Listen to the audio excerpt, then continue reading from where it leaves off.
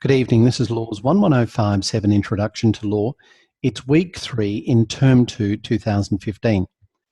We have a number of people live tonight, and what I propose to do is talk about the sources of law in Australia, which is based on Chapter 5 of your text, and do that initially. But before I start, a word about assignments. I know that I'm repeating myself, but do ensure that you put your assignment work in on time. And it is important to ensure that the work comes through as it should. I'll just get you to mute your microphone there we go. So make sure you get your assignment work in on time if you would. If you can't make it, put in an application for an extension, but don't be terribly disappointed if you're knocked back or take it personally. But if you have a genuine need for an extension, please do so. My process is always designed to ensure that people get their results back pretty smartly, and I set a deadline for the submission of work to the Saturday following the date that it's due. So you've got about 9 days to submit. You lose 5 days per day for late submission. Saturday midnight cut off, and by then I've generally marked all the papers anyway, and I release them on Sunday morning typically. But I give myself till Monday just in case I'm a little behind. All right, so using the chat facility or unmuting your microphone and coming in live, are there any questions about the assessment extension regime? How to apply for an extension? Are there any questions about my rules? Are they too tough? Are they fair? Do you understand the rules? Good. You notice that I give you very little time to respond when I ask a question like that, and I say, fine, motion carried, let's move on to the next one. Okay, so I'm getting some comments through the chat facility to say that it's all pretty fair and hopefully well explained. Okay, so let's move on. When you submit your work, try not to exceed the nominated word count. In the first assessment piece, I have given you a very limited number of words to work with, and that is fairly intentional. Think back to that first exercise where essentially I said communicate efficiently. That's one way of saying it. And the second way was that long rambling nonsense that I went on with for about half an hour. So you can say the same thing efficiently or using a lot of words, and it's harder to draft it so you're using less words. But a word of caution. Avoid being so efficient that you're well under the word count. You'll get more marks generally speaking. If you get up to about that word mark, maybe even just a little past, but don't go, or pretty close is ideal. And if you've written extremely efficiently and you've got everything you need, maybe just add in a little bit of extra to get you some of those marks that are very hard to get between 90 and 100%.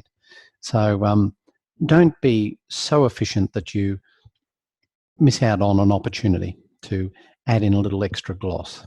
I hope that makes sense. If there are any questions about what I'm saying, please feel free to ask, because I'd appreciate the opportunity to give some responses. Now, one question is, regarding the first assignment, can we use dot point answer for some sections, or does it need to be in paragraphs? Every course coordinator is different. My preference is not to use dot points. I like people to describe what they have to say in a paragraph, in written text. Dot points for me are a little easier to gloss over. And I don't know if you're the same, but just looking at your textbook, and I'll just pick a page at random, if you find that you have a lot of dot points, to me, it's easy just to gloss over them, and perhaps on the basis of, maybe one day I'll come back to it. So for those that have got your text there, page 35, for example, some excellent material, but you'll see there's a table there and a lot of dot points. Now, you may be entirely different to me and actually read all of those and consider them carefully, but this is just me, I tend to read the paragraph, get to the dot points, flick through it very quickly, get on to the next paragraph, and treat the dot points more as a reference point. Now, I appreciate that's just me, and there's nothing at all wrong in coming in and saying, I'm wrong and dot points are a better way to go. Having said that, if you wish to make a point with your dot points, think about using some sort of graphic technique which will then make it stand out, and instead of being glossed over, it will be emphasized. So, for example, and I've just put page 407, you'll see that they've used a bit of word art or lucid art, depending on which program you're using, to make a point by using a diagram. I actually like those. I think that really sets out. And there's another one. There's millions of them there. There's just a little simple flow chart. To my mind, that type of thing works both as a heading and a means of describing something, but also provides a visual means of remembering it. So it can benefit the reader by using those sorts of techniques. Now, if you really want to do well, if you really want to capture my attention and make me believe that you have thoroughly understood the matters, I love flowcharts. Now, that is on page 246 of your text. And if you can produce one of those, then that says to me you've really thought this through and you've designed something for the benefit of the reader. So for me, flowcharts, not very keen. Artwork, great. Flowcharts, very good. And every course coordinator will be different. So that's the difficulty you face.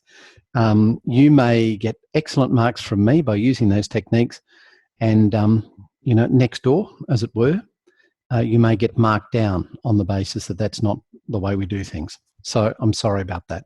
There is going to be some subjectivity associated with it. So be creative is part of the point that I'm trying to make, and don't use too many dot points.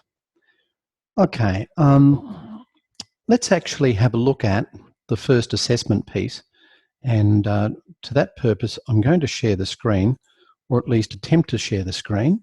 So if you can bear with me while I do that, and if you have any questions, please ask as we go. All right, so you should just about see my screen now, and you would have noticed the legal research study material, which is in relation to flashcards or flash cram, and this is a new technique. I'm getting to the point. I've just digressed, if you're wondering what I'm doing here, as I make my way down to the first assessment, which I said I would do.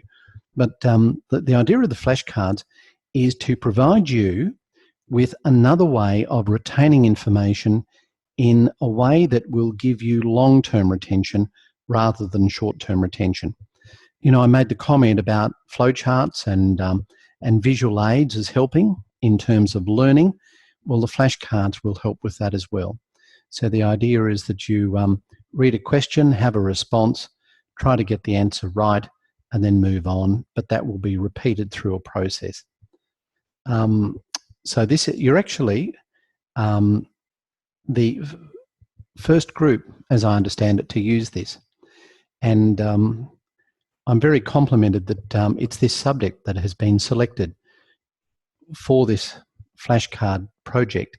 A few years ago, my subject was selected as the trial run for you crew, and I gave it the thumbs up, and I've used it ever since. So flashcards are something that hopefully will guide you with your study, and hopefully be something used extensively throughout the university. So please give me your feedback in relation to the flashcards. We'll be very interested in that. Right, so as we pan our way down to the front page of Moodle, what I wanted to do and what I'm doing now is getting to the first assessment piece. In fact, I've decided to go the wrong way. I should be up here. So the first assessment piece is due on Thursday, the 10th of December, effectively midnight. All of my assessment work is due on a Thursday at midnight. So let's go into that assessment piece. I'm sure you've all read it. If you haven't, please read it now, immediately. Maximum word count, 1,000 words. That's very tight. And that's 1,000 words, essentially 500 per case. So good luck in trying to keep to that word count and provide some useful information. Reading cases is what we do. and you're required to read two cases, not any two cases. I should have specified not any two cases, but the two cases that are subject of the required reading. That is Humsey Hancock and LSC against Scott. They're the two cases you're required to read. Did you notice that I didn't say versus Scott? I said LSC, or Legal Services Commission, and Scott, or v Scott, but don't say versus. We don't do that. So it'll sort of a giveaway that you're a bit green. So I normally use the word and, so LSC and Scott is the way I'd describe that in shorthand. Okay, so we read those two cases, and what we do is, for both cases, answer 5 questions. Excuse me. So 10 questions to be answered in total. Repeat the heading, and that will not be treated as part of the word count. So, and you can use a different font or italics if you wish to the body of the paper. So actually put the questions in there, and that won't be part of the word count. So name of judge or judges who heard the case, the full formal name of the case, and then onto the material facts. Now, when it comes to the material facts, you might say, what does that mean? What do I mean by a material fact? Well, I guess a simple way of saying it is if it makes a difference to the case.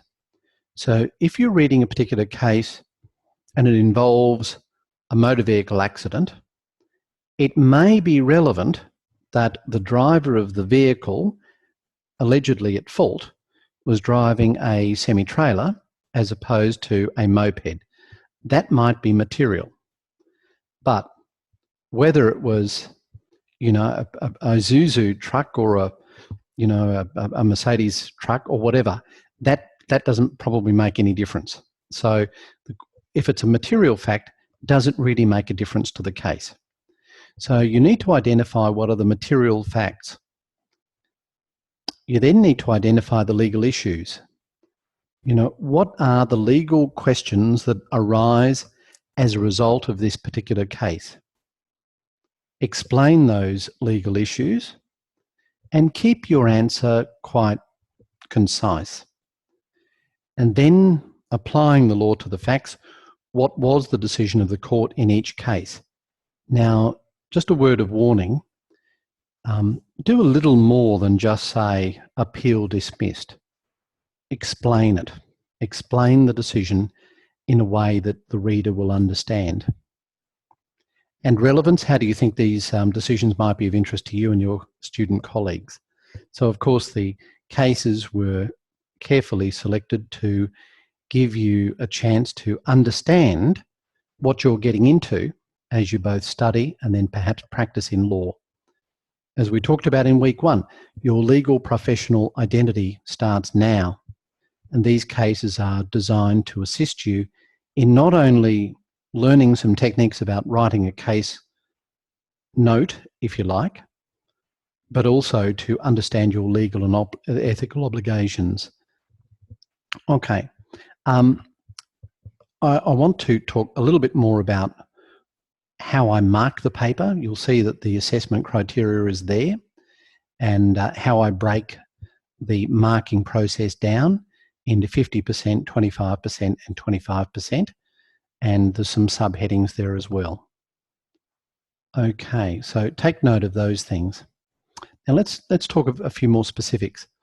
The first is that when you're undertaking your assessment work, it is important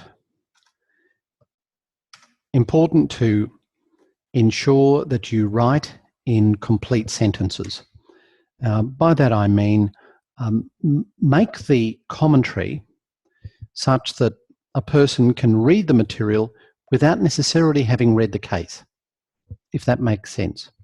So don't necessarily assume that your reader wants to do some further research. Treat this as if you are preparing a secondary legal material which is standalone. So in your text, etc., you don't have to go and read the case, you don't have to go and read the legislation. Those things are explained to you or for you And that's what you need to do in this exercise. I hope that makes some sense. If you have any questions about these things, please come in and ask a question as we go. All right, so while you're preparing your response to that particular question, bear in mind a few things that I would like as far as the presentation is concerned. Submit your work in Word format, don't submit it in PDF. That's just my requirement.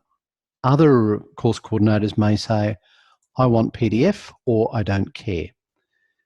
I'm going to switch, well, I'm just going to ask, does anyone have any, I'm just going to stop the share for a moment and I'm just going to go turn the camera around and just ask, does anyone have any thoughts as to why I prefer it to be in Word version, not PDF?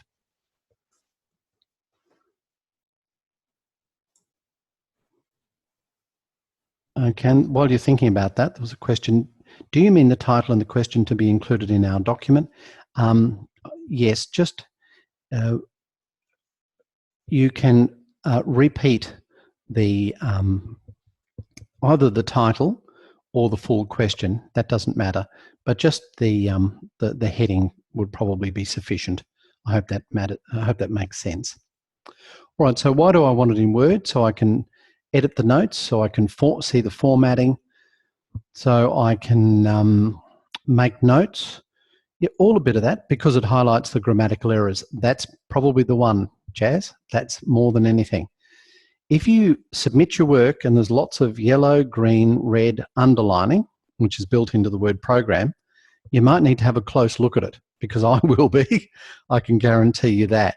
And it's an easy way for me to identify if there's any problems. Does anyone know what I mean by this yellow, green, red underlining? It's not. What is it? It's red, blue, and green, I think. No yellow. So it gives me a good idea as to what issues there are in relation to your work. So please keep that in mind. Okay, use whatever font you like. I've suggested Calabria or Arial font. 11. Don't go too short. Don't go too tight with your material. And what I'll do is while we're talking, I'm just going to share the screen again and we'll have a look at my sample document. And if I've covered this already, please accept my apologies, but understand that this is important to me. And I think I explained that what I want is for our students coming out of Central Queensland University to be taken seriously from the outset. And you can only do that in your written communication if you have got the basics right.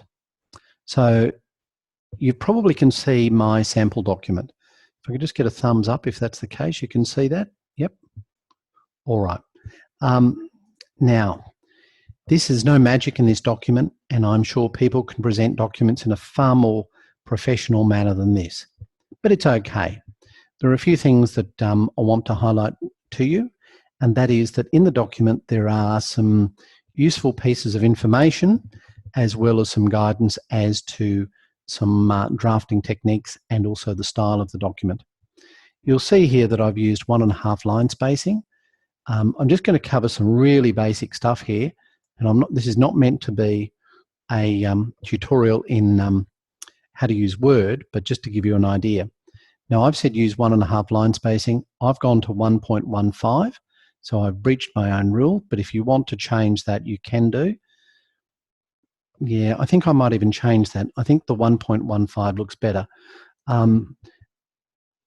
So what I'm suggesting to you is that these are just preferred presentation works, notes. These are not mandatory guidelines. And if you feel that something that you present looks more professional or better, then please follow that format. But the point that I'm trying to make is don't cram it up. Make it spaced enough for the reader to read the material well. Reference appropriately. Oh, and using styles. I'll go back to here. Using the styles. I'm sure you're all familiar with these things up here. For example, that's a title. And if you want to change the title, you can right-click, modify that, and change the font for example, and that will immediately reflect in the document. I'm sorry if this is all really basic, but the reason I'm dwelling on it is that every term, and I think this is, I don't know, maybe the 5th time or 6th time I've taken Introduction to Law, every time many more students that I would like present material that's not presented well enough for me, and it's obvious that some students just don't know how to use Word effectively. So I'm sorry to dwell on this, particularly if you're an expert at it. Okay, so they're the styles that you can use as part of the Word program, and you can interchange the styles or titles if you wish, but make sure that you have a consistent format. So you can see here that the font in the subtitle is 14 point, whereas in the body of the document it's 11 point. There's nothing wrong with that, but what I don't like to see is a document where that part of the document suddenly turns into Georgia font. Now, what happens there and it stands out. I have an eagle eye for these things. But what that tells me is you've probably cut and pasted the material from somewhere else, and you may not have acknowledged that you grabbed it from somewhere else. It really looks so obvious. So make sure that you have a consistency in terms of the manner in which the document is prepared in that sense. So it's got to be a professional looking document. Now, you might say to me, oh, I don't really like this heading up here, and I'm not sure I like it, to be honest. So you can always get rid of those things, the header, or replace it with something else. And we'll just go with blank. So we're tired of that. And maybe type something in there if you want to, or just delete it. Okay, so just play around with the document till it gets to a point where you think, yep, that's professional. Footnotes and referencing. Use footnotes no rather than endnotes. So you'll see here that if I want to add a footnote, I just go into, where do I go? Reference, insert a footnote. I tab across and I type something in. And you'll see that it automatically numbers, so you don't have to do any of that manually. And if you choose to get rid of that footnote, just delete the number and the footnote referencing that you've put in is gone. Again, I apologize for those of you that know this stuff very well, but why am I doing it? Because I want you to get over the initial hurdle of presenting something which is going to say to me that you know what you're doing, you take this seriously, you want to be regarded as a professional who presents professional standard work. Okay, so footnotes are easy. Please type the name of a case or legislation in italics. So you'll see that that's in italics there. Now it's not, now it is. So it should be in italics. So if you're talking about a case, the name of the case is in italics. I think you can see that there. But the year of the case and the other part of the description of the case is not. As opposed to legislation, which should all be in italics. So there's a mistake, sorry. So the year of the legislation should be in italics as well as the name of the name of the act. A little different when it's a case, but make sure it's in italics. Now, footnotes, yep, so that's pretty easy to insert. If there's any questions about this or people see a different way of doing it, please let me know. When you're citing a case, cite the reference to the case for me. So, for example, that's 2014 QCA. Don't give me the internet reference. We might do that in other disciplines, but in legal discipline, preparing legal documents, you would refer to the case, and the person reading the material, reading your material, can go to the authorised reports or whatever reports they want. If they wish to read it, you don't give them the link per se. Okay, so I've made some reference there to President of the Court of Appeal, Justice Margaret McMurdo. Her husband, Justice Philip McMurdo, has just been elevated to the Court of Appeal, I think this week or last week. And you'll see that her name, her Honour's name, is mentioned in full, as opposed to the surname only, to distinguish the President of the Court of Appeal as opposed to Justice Philip McMurdo, also now of the Court of Appeal. Judges in the Supreme Court have the suffix J, meaning justice, as opposed to in the District Court, for example, His Honour Judge Devereux DCJ is a District Court judge. So the Supreme Court judges are referred to as simply J, not SCJ, as in Supreme Court judge, just J, whereas in the District Court, it's DCJ is the appropriate reference. And in the District Court, it's a judge. We refer to the judge in the District Court as a District Court judge, as opposed to a judge in the Supreme Court, who we refer to as a Supreme Court justice. I hope that makes sense, and I know I'm moving fairly quickly through this in parts. But if you have any questions, just stop me, ask a question, or come in with the chat facility. All right, so a few other recommendations. When quoting legislation, simply refer to the section number. You don't have to go further, and identify the part or the division within the Act. Sometimes people do that. They'll say Section 27, which is in Part 3, Chapter 4, blah, blah, blah. Just give me the section number. That's all you need to do. But be specific when you're quoting from legislation or a case. What I see every year is people will say, they'll refer to the Humsey Hancock case, but they won't give me a paragraph number or a page number. They'll quote something from the case and reference it simply as Humsey Hancock. I want you to be more precise than that. I want you to identify the particular page or section number or paragraph number, as the case may be, from the legislation or the case law that you're referring to. Have a look at the Australian Guide to Legal Citations, and that will give you some good guidance in relation to what we call pinpoint referencing. When you're quoting from another source, my preference is that you indent the paragraph. I've gone off the idea of italics. You can see that, I'm sorry, I know I'm changing the rules here as we go, somewhat arbitrarily, but I now don't use the italics. I just simply quote the material, but you'll see it's indented. Now, there is another thing, and that is that the font size has suddenly reduced. So in the body of the document, I'm using font size 11, whereas in the part that has been extracted and repeated, I've dropped the font size down to 10. You'll probably notice some of these techniques if you just look in your book. And as we said in week 1, you'll pick up a lot of these things through, I guess, osmosis, if that's the right term.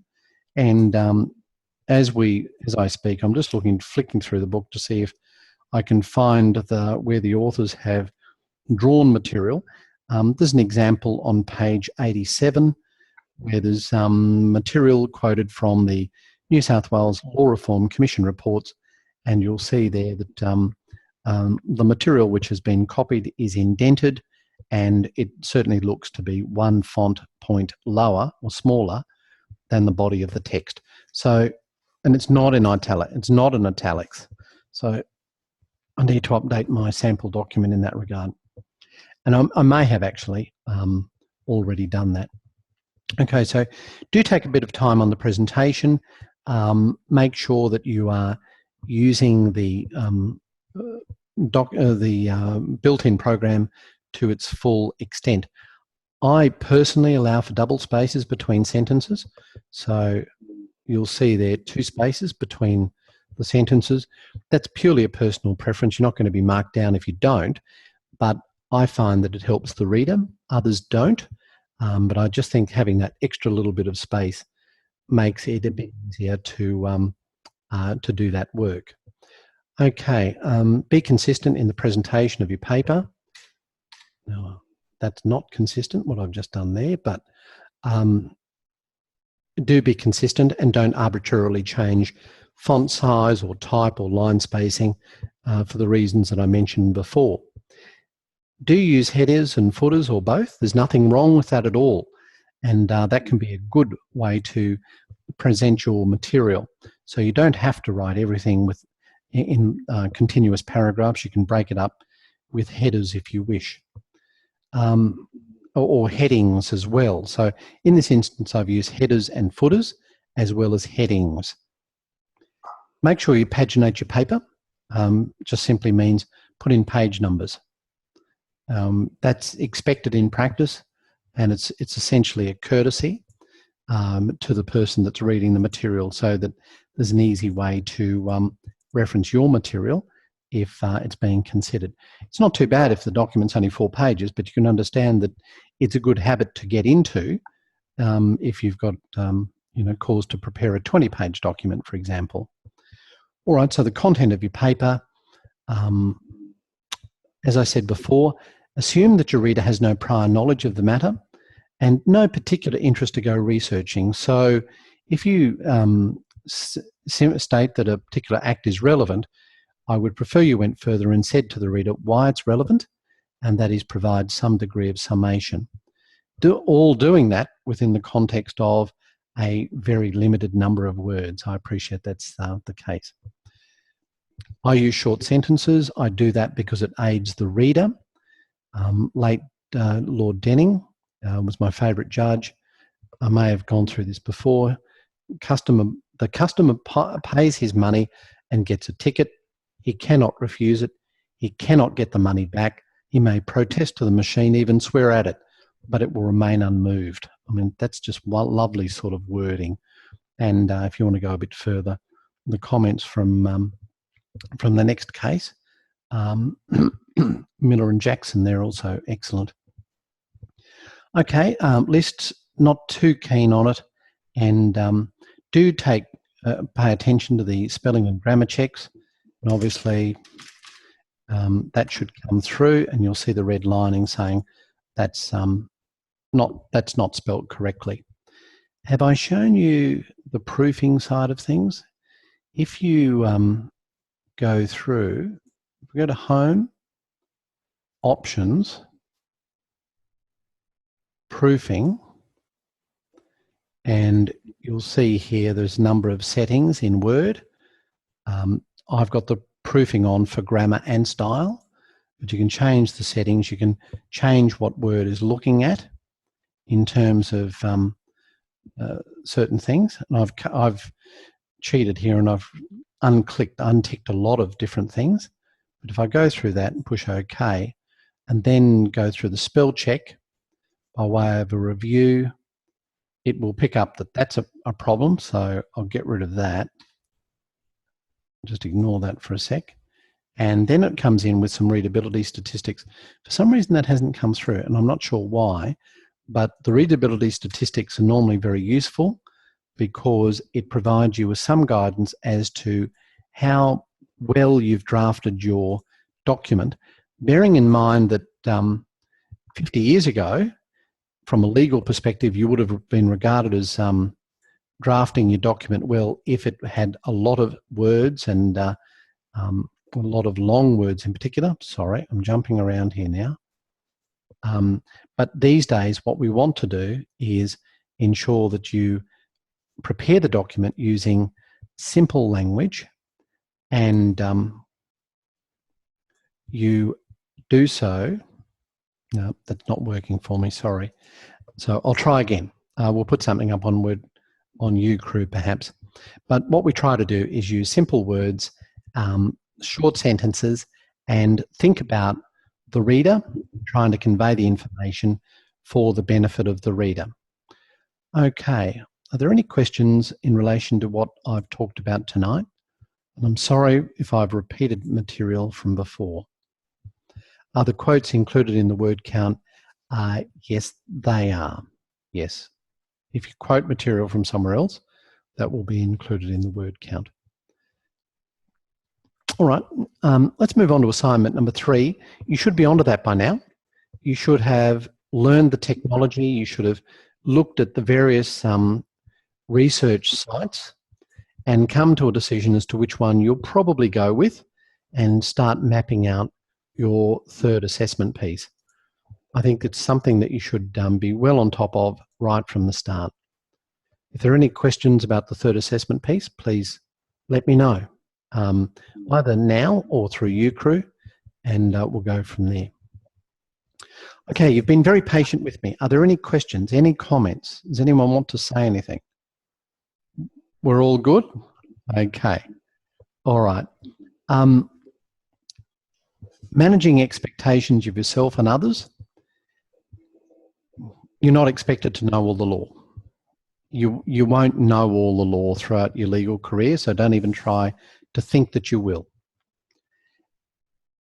It's amazing the number of times that people say to me something to the effect, as you know, Section 23 of the, certain regulations indicates this. Well, how would I know that?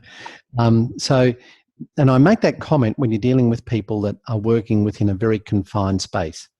So, for example, if you're dealing with someone who's dealing, a particular administrative area, and they maybe have one act or one piece of regulation to work with, they might, because they know it very well, they might assume that all lawyers know the precise details, and you just won't know that. So your job is to know how to research the law and find the material. Now, my preference, and I'm just going to switch to gallery view for a sec, my preference is always to try to find the primary source. So that means looking at the legislation, looking at the regulations, looking at the case law. And I tend to do that before I go and look at the secondary sources. Now, it wasn't always like that. When I first started practicing in law, perhaps because I didn't trust myself to the same degree, I don't know. But I would normally go to the textbooks, read what the textbooks have to say. But what I noticed is that a lot of the time, the textbooks are really reframing what's in the legislation, and it's easier for me to go straight to the legislation because sometimes it's more clearly set out. I can see all the headings, I can see the piece of legislation, and I can identify what I'm looking for and go from there. From the legislation, I will then normally look at the case law. Now, I'm sure I've shown you this before, but for example, in Ostley, there is the easy technique of going to look at the legislation and then look at the note-up facility. We looked at that last week, didn't we?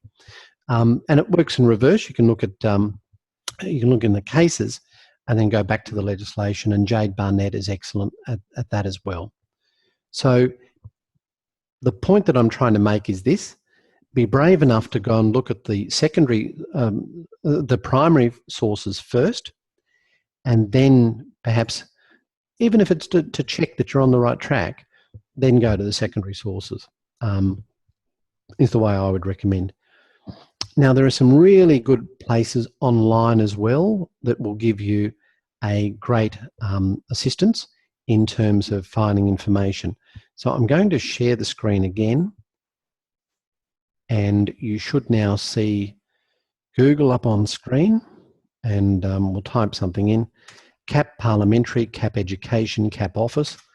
So we'll have a look at the Parliamentary Education Office, and you'll see some really good information. I mentioned that separation of powers is something you should look at. So let's have a look at the fact sheets in the Parliamentary Education Office. And under the heading of learning, there are a number of fact sheets. See if we can get to these fact sheets. And one of them down here happens to be on separation of powers. Have a look at that, and you'll see some really good information. And this is really nice. You can get a PDF version of that, and properly acknowledged as having been produced by the Parliamentary Education Office. You can just pop that in to your assessment piece, for example, if you want. And you know I like that sort of stuff, so because it's easy to look at.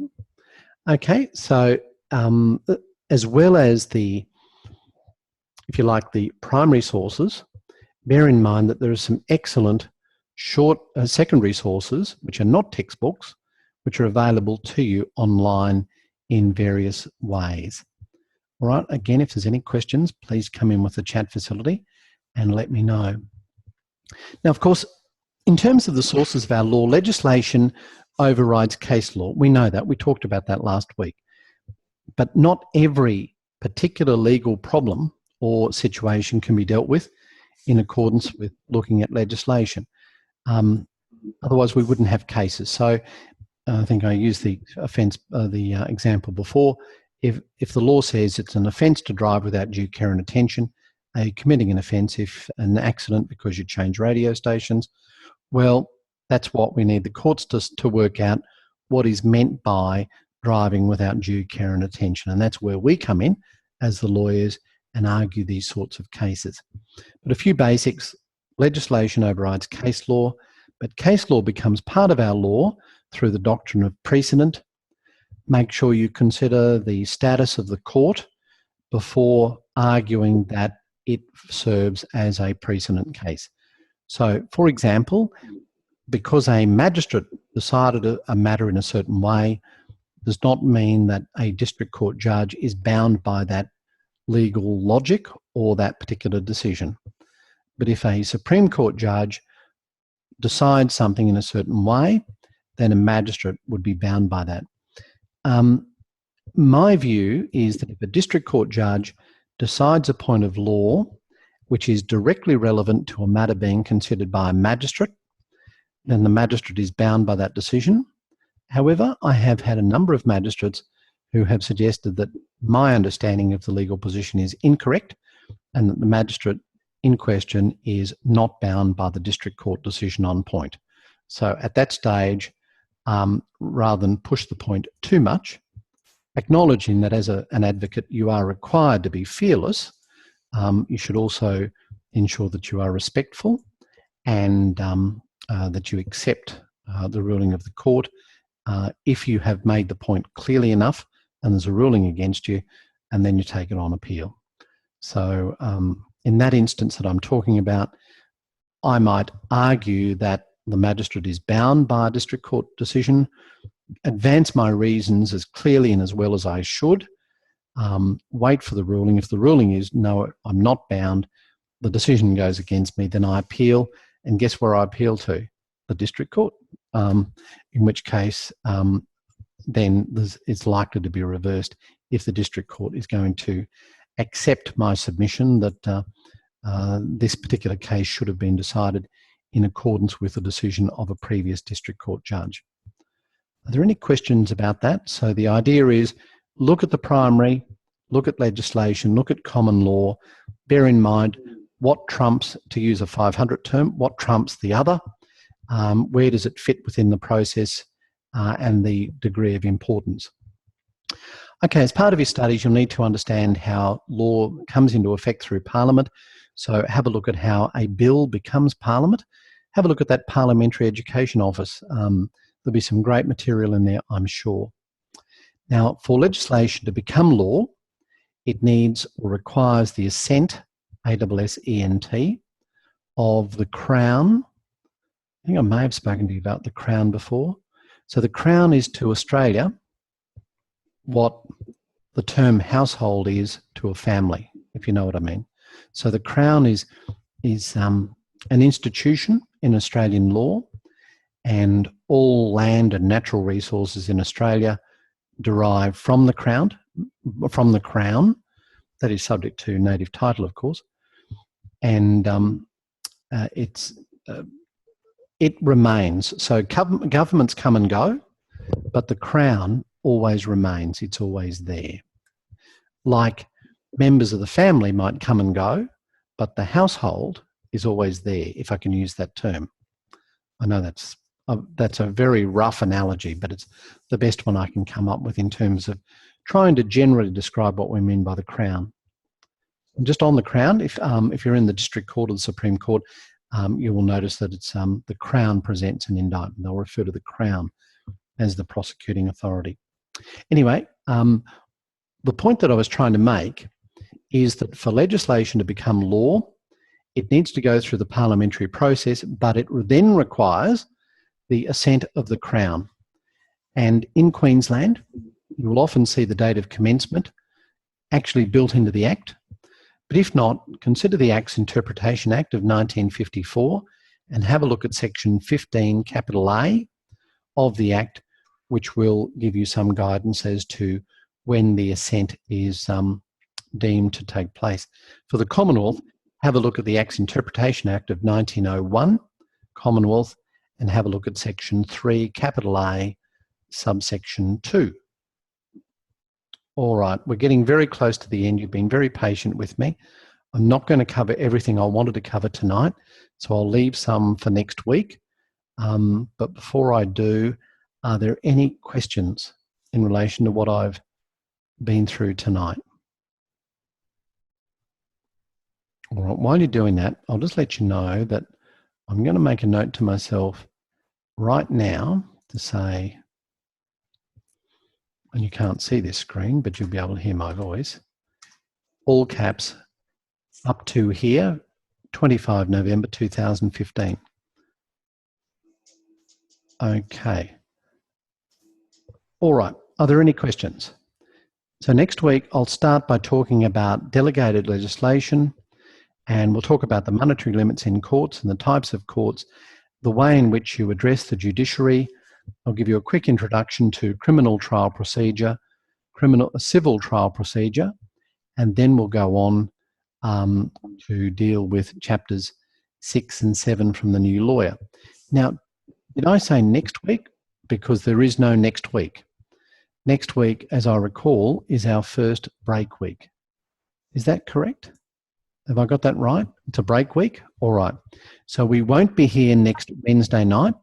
We will be here in 2 weeks from tonight. If you have any particular things that you'd like to cover, if you have things that you query that concern you in the reading, please feel free to ask for it to be considered during our nightly sessions. I appreciate that I have failed you in that I haven't been providing a forum to discuss the weekly questions. We will get to that, and I will post some material on the website. It's not essential that you answer those weekly questions in the sense that they are not examinable. I'm sorry, they are not accessible. So if you don't answer any questions, you're not going to be marked down. But I think that it's a good idea to provide those weekly responses so that it helps to clarify your thoughts. Weekly reflections, if you like your blog, not accessible, not this term. They have been in previous terms. So if you know people that have done this subject before, they'll say, oh, you've got to do the weekly blogs. You can, and I'd encourage you to do it for your own purposes and for the examination purposes, but it's not something that I will look at, and it's not something that is accessible. So I hope that clarifies the position there. But thank you for those questions. Okay, you have been very patient. I know I've done a lot of talking to you, but thank you for hanging in there. Continue with your reading, and we'll see you all in 2 weeks' time. I'll stop the recording now. Thank you.